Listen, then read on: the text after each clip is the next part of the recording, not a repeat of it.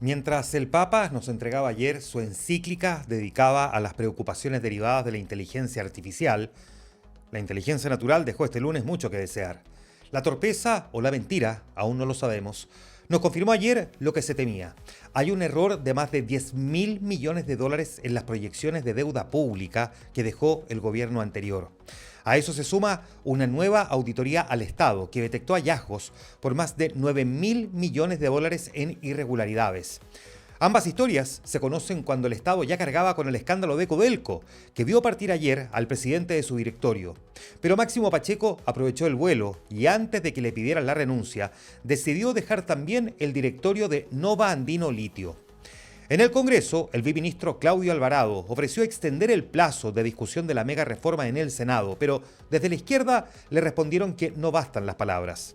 No todos son números en rojo y confrontaciones en todo caso. El nuevo ministro de Seguridad, Martín Arrau, sorprendió convocando a Luis Cordero, el primer ministro de esa cartera bajo el gobierno de Boric, para una reunión de trabajo y dijo que el plan de seguridad de la administración anterior es suficiente. Un día intenso y de altas temperaturas, con Europa registrando un lunes récord de calor. Un día de agujeros fiscales, salidas calculadas, continuidad inesperada y alertas climáticas y desde el Vaticano. Así parte el día. Este es el Shot de hoy martes 26 de mayo del 2026. Este es el Shot con Juan Manuel Astorga, una presentación de Universidad San Sebastián. A 6.9 llegó la magnitud del temblor que ayer a las 5 de la tarde con 52 minutos afectó al norte. Salvo cortes de luz y algunos daños aislados, especialmente en Calama, el movimiento no pasó de la natural preocupación. El verdadero sismo del día se registró ayer, sin embargo, casi a la misma hora en el Ministerio de Hacienda. Su titular, Jorge Quirós, puso ayer una cifra concreta a lo que el gobierno venía denunciando desde que asumió. Más de 10.000 millones de dólares de diferencia entre las proyecciones de deuda pública que dejó la administración de Gabriel Boric para el periodo 2026-2030 y las que calcula el actual equipo de Hacienda. Según Quirós, las cifras del gobierno anterior subestiman gravemente el déficit fiscal y la deuda pública, lo que significa que el punto de partida real de las finanzas del Estado es peor de lo que se informó al país.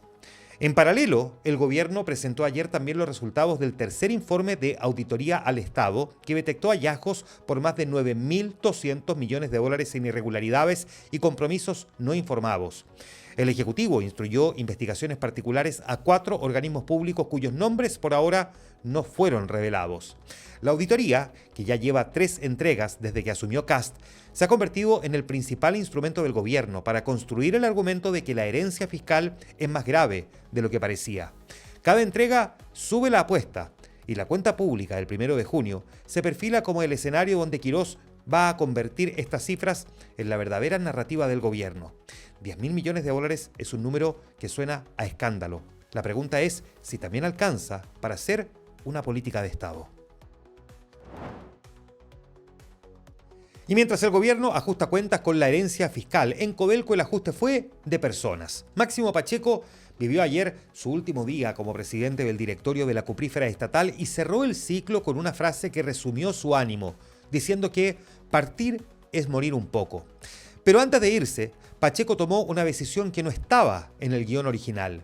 Renunció al directorio de Nova Andino Litio, la sociedad entre Codelco y SQM, argumentando que no quiere motivar una odiosa controversia.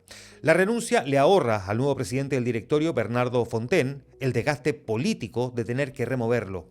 Fonten asume esta semana con el mandato de retomar el control de una empresa que arrastra la sobreestimación de casi 27.000 toneladas de cobre, el accidente de El Teniente con 6 muertos, una deuda de 24.000 millones de dólares y costos de producción que casi se duplicaron en 4 años. Entre sus primeras medidas está una auditoría externa para conocer los números reales de Codelco y también evalúa buscar un nuevo presidente ejecutivo que reemplace al actual Rubén Alvarado. Pacheco decidió irse antes de que lo sacaran y con eso le regaló a Fonten algo que en la política escasea, un cambio de mando sin una guerra totalmente innecesaria. Mientras Codelco cambia de mando, en el Congreso el gobierno intenta cambiar de estrategia. imponiéndose a la idea del ministro de Hacienda de sacar lo más rápido posible la mega reforma de reconstrucción nacional en el Senado.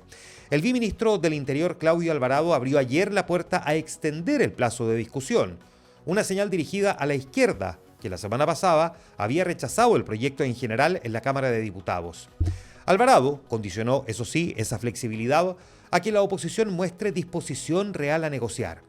Pero la respuesta no fue la que esperaba. Desde el Partido Comunista y el Frente Amplio advirtieron que no bastan las palabras y exigieron ver propuestas concretas antes de avalar cualquier extensión. Una minuta interna de los partidos de oposición llamó también a evitar descuelgues en el Senado, lo que revela que la disciplina interna en la izquierda también les está preocupando. El gobierno ofrece más tiempo, la oposición pide otro proyecto y la mega reforma llega al Senado sin un solo voto de la centroizquierda asegurado, a 6 días de una cuenta pública donde Kast necesita mostrar que su gobierno no solo quiere, sino que puede legislar y también con los contrarios. Y si en la mega reforma el gobierno busca aliados en frente, en el tema de las contribuciones el problema viene desde los suyos. Alcaldes oficialistas subieron ayer la presión para que el Ejecutivo reevalúe la propuesta de exención de contribuciones a adultos mayores, cuestionando los dichos del subsecretario de Desarrollo Regional que había minimizado el impacto fiscal de la medida. El problema es bien directo. La exención suena bien como política social, pero los recursos que dejan de recaudarse alimentan el Fondo Común Municipal, la caja que financia a las comunas más pobres del país. Los alcaldes no piden que se abandone la medida, sino que se diseñe un mecanismo de compensación para que las comunas más vulnerables no terminen pagando la cuenta de un beneficio dirigido a propietarios de viviendas. El gobierno tiene un flanco abierto con sus propios alcaldes justo cuando necesita a cada aliado disponible para poder empujar su agenda. Y las negociaciones difíciles no se limitan al Congreso. Las concesionarias de autopistas advirtieron ayer que cualquier intento del gobierno por bajar las tarifas del TAG va a enfrentar negociaciones complejas. Esto porque los contratos de concesión vigentes fijan condiciones que no se pueden modificar unilateralmente. El viceministro de Obras Públicas y Transportes, Luis de Grange, había dicho durante el fin de semana que las rebajas en las tarifas del TAG son una prioridad y que vendrían novedades. Pero las concesionarias respondieron que los contratos incluyen cláusulas de equilibrio económico que protegen la rentabilidad de la inversión y que modificar las tarifas sin acuerdo podría terminar en arbitrajes o compensaciones millonarias para el Estado. Prometer que el TAG va a bajar es la parte fácil. Sentarse a negociar con concesionarias que tienen contratos firmados por décadas y cláusulas blindadas es la parte que el gobierno todavía no ha explicado cómo piensa resolver. Miramos de inmediato otras noticias, pero antes saludamos a uno de nuestros auspiciadores. Este 7 de junio, la Universidad San Sebastián reunirá a 80 músicos de la Orquesta Comunitaria Metropolitana en el campus Los Leones. Percusiones, cuerdas y vientos darán vida a un gran encuentro a través de la música, transformando la USS en un espacio de cultura y comunidad. Entrada liberada. Más información en uss.cl. El ministro de Seguridad, Martín Arrau, convocó ayer a su antecesor Luis Cordero, el primer ministro que encabezó la cartera cuando se creó bajo el gobierno de Gabriel Boric, a una reunión de trabajo en Teatinos 220. El encuentro duró unos 45 minutos y buscó retomar las líneas de trabajo de la cartera tras la salida de Trinidad Steinert, removida la semana pasada.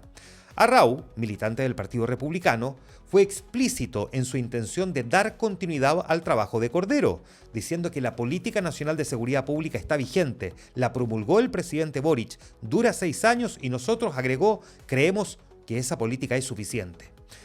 No dejó pasar esas afirmaciones la ex vocera Camila Vallejo, que hasta ahora se había mantenido al margen de la contingencia.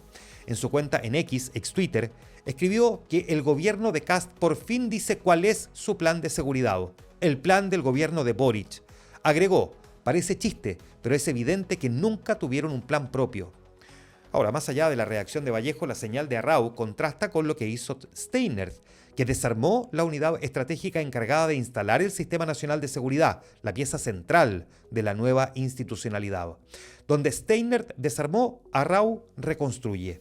Un ministro republicano reconociendo que el plan de seguridad de un gobierno de izquierda es suficiente, dice más sobre su estilo que cualquier discurso inaugural. Y si Arrau quiere reconstruir la institucionalidad de seguridad, la Crónica del Día le recuerda por qué es tan urgente. Escuche estas historias. La Fiscalía de Antofagasta y la PDI frustraron el robo de más de 40.000 millones de pesos desde la empresa de valores Loomis, que pretendía perpetrar una organización criminal transregional denominada Sindicato de Silencio. El grupo operó con horarios de oficina, tecnología industrial, trabajando durante meses cavando un túnel, equipando el ducto con luz y ventilación. 11 sujetos fueron detenidos y quedaron en prisión preventiva. Ayer también se conoció que la Fiscalía Especializada en Crimen Organizado detuvo a 2 colombianos por el secuestro y asesinato de un compatriota cuyo cuerpo fue encontrado quemado y decapitado en la Cuesta Zapata, en Curacaví. Esto ocurrió el 12 de abril. La fiscal Carmen Gloria Guevara detalló que hubo premeditación y ensañamiento. Dijo que previo a la decapitación tuvo varias heridas cortopunzantes innecesarias si el objetivo era matarlo. Uno de los detenidos es considerado líder de una organización de narcotráfico. Y en otro frente, el ex fiscal regional de O'Higgins, Roberto Díaz, fue detenido el día domingo intentando ingresar cocaína al penal de Alto Hospicio. Gendarmería le encontró 43 gramos de cocaína base, 159 gramos de clorhidrato de cocaína, un celular y más de 100.000 pesos en efectivo. Una operación para robar 40.000 millones de pesos, un crimen con la brutalidad del narcotráfico transnacional y un ex fiscal convertido en mula de los traficantes. La crisis de seguridad no respeta ni siquiera a quienes alguna vez juraron combatirla. Internacional. Cruzamos ahora al Vaticano, donde el Papa León XIV publicó ayer su primera encíclica y la dedicó íntegramente a la inteligencia artificial. El documento se llama Magnificat Humanitas y lo firmó el 15 de mayo, fecha que no es casual. Ese día se cumplen 135 años de la Rerum Novarum de León XIII, la encíclica que en 1891 sentó las bases de la doctrina social de la Iglesia frente a la explotación obrera de la Revolución Industrial. El paralelo es deliberado, así como la Iglesia tuvo que pronunciarse entonces ante las fábricas que trituraban trabajadores, hoy lo hace ante los algoritmos que, según el pontífice, amenazan con dominar la vida humana. León XIV advierte que la inteligencia artificial pone en riesgo la democracia a través de la desinformación, profundiza la desigualdad entre países ricos y pobres y puede convertirse en herramienta de guerra. El Papa, que antes de ser elegido era el cardenal estadounidense Robert Francis Prevost, le exige a gobiernos y empresas tecnológicas regulaciones vinculantes, porque dijo no basta con invocar la ética si no hay mecanismos concretos de control. La encíclica llega cuando la carrera por desarrollar modelos de inteligencia artificial avanza más rápido que cualquier marco regulatorio y las propias empresas del sector reconocen que los riesgos superan su capacidad de autorregulación. León XIV no le habla solo a los 1.400 millones de católicos del mundo, le habla a Silicon Valley, a los parlamentos y a las agencias de defensa. Vale preguntarse si alguien en esos lugares está dispuesto a escuchar a un papa que les dice que lo que están construyendo puede escapar de su control. Del Vaticano al tablero geopolítico, donde las negociaciones entre Estados Unidos e Irán avanzaron ayer en 2 direcciones. Irán confirmó progresos, pero insistió en cobrar tasas por servicios en el estrecho de Hormuz, el paso marítimo por donde transita buena parte del petróleo mundial. El portavoz del Ministerio de Relaciones Exteriores iraní reconoció avances, pero advirtió que afirmar que la firma es inminente, nadie puede hacer tal afirmación. Por su parte, el secretario de Estado Marco Rubio respondió desde Nueva Delhi que hay una propuesta bastante sólida sobre la mesa, pero que si no se logra un acuerdo, habrá que afrontar la situación de otra forma. Y en paralelo, Donald Trump publicó un extenso mensaje exigiendo a los países árabes que firmen los llamados acuerdos de Abraham, el pacto de normalización con Israel impulsado durante su primer mandato, e incluyó a Irán en la propuesta. Trump quiere un acuerdo que una a todo Medio Oriente bajo un mismo paraguas diplomático. Irán quiere cobrar por un estrecho que antes era libre. Israel exige el fin del programa nuclear de ese país, y entre esas 3 voluntades, el precio del petróleo sigue siendo el gran rehén. Y antes de ir al flashback del día de hoy, una postal del clima que ya no respeta el calendario. El Reino Unido registró ayer 34,8 grados centígrados en los jardines botánicos de Kew, en el suroeste de Londres, la temperatura más alta en un mes de mayo desde que hay registros en ese país. El récord anterior, de 32,8 grados, viene del año 1922. En España, en tanto, 3 comunidades del norte y Canarias están en alerta por temperaturas 5 a 10 grados por encima de lo habitual para esta época. En Francia, 18 departamentos, incluido París, fueron puestos en alerta amarilla por la ola de calor y para hoy el nivel sube a alerta naranja en 8 de ellos. Portugal declaró riesgo máximo de incendios forestales y en Italia, Milán espera máximas de 35 grados. Es mayo, no agosto para Europa. 34 grados en Londres, alertas por incendio en Portugal y récords que caen como si fueran estacionales. El calendario climático que Europa conocía simplemente ya no existe. Flashbacks.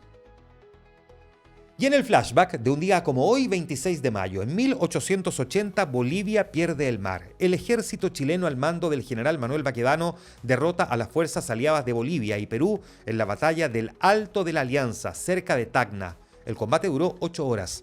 Bolivia se retiró definitivamente de la Guerra del Pacífico después de esa derrota. Fue su último combate en la guerra. Lo que se decidió ese día en el desierto define la geopolítica de la región hasta el día de hoy. Un día como hoy, en 1896, coronación con masacre. Nicolás II es coronado como el último zar de Rusia en Moscú. La celebración terminó en tragedia. Una estampida durante la entrega de regalos al pueblo mató a 1.389 personas en la tragedia de Kodinka. Nicolás y su esposa Alexandra fueron a un baile esa misma noche. El incidente se convirtió en un presagio oscuro de su reinado, que terminaría con su ejecución en 1918. Un día como hoy, en 1896, 40 puntos y 12 empresas. Charles Dow publica por primera vez el promedio industrial Dow Jones, el indicador bursátil más seguido del mundo. Partió con 12 empresas y abrió en 40,94 puntos. Hoy incluye 30 compañías y la cifra supera los 40.000 puntos. Cada vez que alguien dice que la bolsa subió o bajó, está hablando de lo que este hombre inventó en un papel hace más de 100 años. Un día como hoy, en 1897, El conde que nunca muere. Bram Stoker publica Drácula en Londres después de 7 años de investigación. El libro no fue un éxito inmediato, pero el conde vampiro se convirtió en el personaje más adaptado de la historia de terror. Más de 200 versiones en cine y televisión. Cada 26 de mayo se celebra el Día Mundial de Drácula. Stoker murió sin imaginar que su criatura viviría literalmente para siempre. Un día como hoy, en 1907, el Duque. Nace en Iowa Marion Robert Morrison, el hombre que el mundo conocería como John Wayne. El apoyo de Duque se lo puso el vecino por el nombre de su perro, que se llamaba así. Apareció en 179 películas y ganó su único Oscar por Temple de Acero en 1969 a los 62 años. Durante décadas fue sinónimo del western y del héroe norteamericano. Nadie montó a caballo en la pantalla como lo hacía él. Un día como hoy, en 1927, el último T de Ford.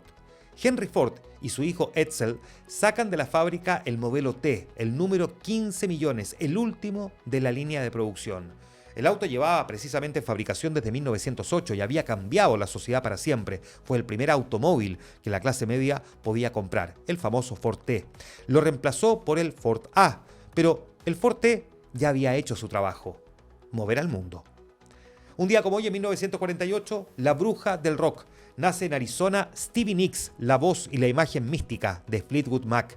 Edge of 17, Landslide, Dreams, cada canción suena como si viniera de otro siglo. En 2019 se convirtió en la primera mujer en ser incluida 2 veces en el Salón de la Fama del Rock and Roll. Una con Fleetwood Mac y otra como solista. Nadie más lo ha logrado hasta ahora. Un día como hoy, en 1969, la Cama de la Paz. John Lennon y Yoko Ono se instalan en la cama de la habitación 1742 del Hotel Queen Elizabeth de Montreal para su segunda encamada por la paz, que duraría 7 días. El 1 de junio, ahí mismo en la cama, grabaron Give Peace a Chance, una canción grabada en un hotel que se convirtió en un himno de toda una generación y el verdadero himno por la paz. Un día como hoy, en 2008, Tutsi y África. Muere a los 73 años el director Sidney Pollack, el hombre detrás de la película Tutsi y la gran África Mía. Ganó el Oscar al mejor director precisamente por esta última en 1986, la historia de amor entre Robert Redford y Meryl Streep en la sabana keniana. Y también actuó. Aparece como el agente de Tom Cruise en la película La Firma y como el abogado en Ojos bien cerrados de Stanley Kubrick. Sabía estar de los dos lados de la cámara. Y un día como hoy, en 2011, Chile pide educación. Estudiantes universitarios, secundarios y profesores salen a las calles en movilizaciones coordinadas a lo largo del país, exigiendo educación pública, gratuita y de calidad. Es el inicio del movimiento estudiantil del 2011, que durante meses paralizó al país y sacó a cientos de miles a marchar. Los dirigentes de esas marchas, Camila Vallejo, Giorgio Jackson, Gabriel Boric, Carol Cariola, terminaron en el Congreso y después en el gobierno. Antes de terminar, atentos con varias cosas. Hoy se abre la quinta convocatoria del subsidio eléctrico 2026, el beneficio estatal que entrega descuentos de hasta 31.000 pesos en las cuentas de la luz a hogares del 40% más vulnerable del registro social de hogares. Las postulaciones van a estar abiertas hasta el 5 de junio a través de la plataforma web con clave única. Atentos al caso del exalcalde de Vitacura, Raúl Torrealba, que se acerca a su desenlace. La Fiscalía Metropolitana Centro Norte alista el cierre de la investigación y prepara la acusación por fraude al fisco reiterado, delitos tributarios y lavado de activos. Torrealba será el único de los 5 imputados que llegue a juicio. La penalidad solicitada podría superar los 10 años de cárcel. Más de 100 directores de colegios se reúnen hoy en el Colegio Tabancura en Vitacura con la ministra de Educación, María Paz Arzola, para abordar la crisis de violencia escolar que este año incluye el ataque mortal a una inspectora en Calama y amenazas anónimas que han paralizado establecimientos en Santiago. Atentos también a Bernardo Fonten, que tiene agendado su primer directorio como presidente de Codelco para esta semana, junto a los nuevos integrantes Alejandro Canut de Bon y Luis Granier. Y bueno, las negociaciones entre Estados Unidos e Irán, que podrían dar novedades en las próximas horas, con una delegación iraní en Doha y las expectativas en los mercados por el impacto en el precio del petróleo. Este fue el Shot de hoy martes 26 de mayo del 2026. La necesaria dosis diaria de actualidad. Hasta mañana miércoles. Este es el Shot con Juan Manuel Astorga, una presentación de Universidad San Sebastián.